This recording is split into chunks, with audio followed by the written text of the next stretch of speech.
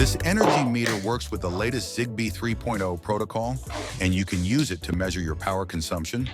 It offers 4-quadrant measurement and can handle up to 200 amps per phase.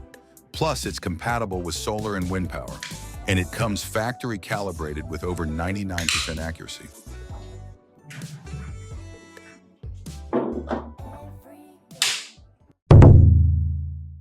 To set it up, connect the neutral wire and the live wire for phase A. Make sure to thread the current transformer around the live wire. Just a heads up, the current has a direction, so if it's wrong, you can flip it if needed. Then plug the connector into IA. Next, let's add the device to Homey. Open the app and add a new ZigBee device.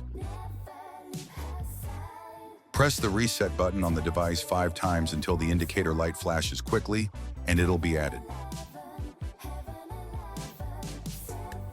Once that's done, we can check out the power measurement data.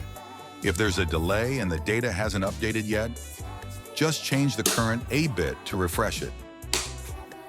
You can see the total power of the circuit and the power for each individual phase. On the Insights page, you'll also find some statistics.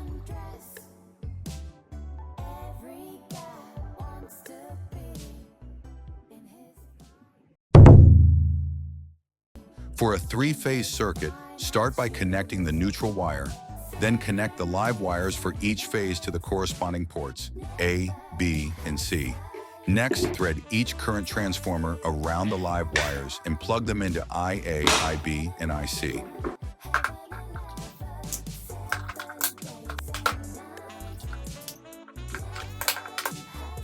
After everything's set up, you can view the power measurement data for each phase in Homey.